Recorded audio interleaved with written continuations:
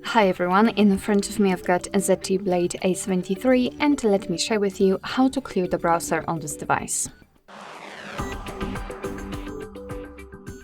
So in my case, I will remove the history from the Google Chrome, but no worries if you've got any other browser, because basically this whole operation looks pretty similar in all of them. So I'm pretty sure that you will be able to just recreate the steps and customize them and personalize to your browser. So as I said, let me enter my Google Chrome and then tap on the three dots icon in the right upper corner. Here we have to enter the history, or we had this option clear browsing data. So we can tap on it, and as you can see, this is kind of a shortcut for removing the data. So it's basically up to you. You can use it if you want to. To be honest, I'd like to show you the full path, the full operation of removing the data, because it is much more advanced. So as I said, three dots icon, history.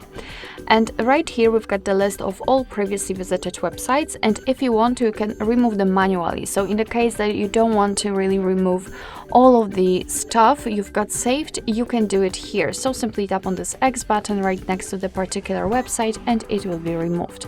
If you want to remove some more advanced browsing data, just tap on clear browsing data at the top.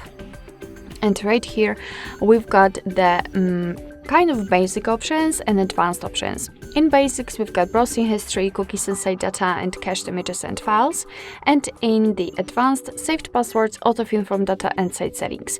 If you want to remove something, make sure that it is marked, so I will remove everything. We can also change the time range from last hour to, for example, last 24 hours, or 4 weeks, or even all time. So let me choose this one, for example, and tap on clear data.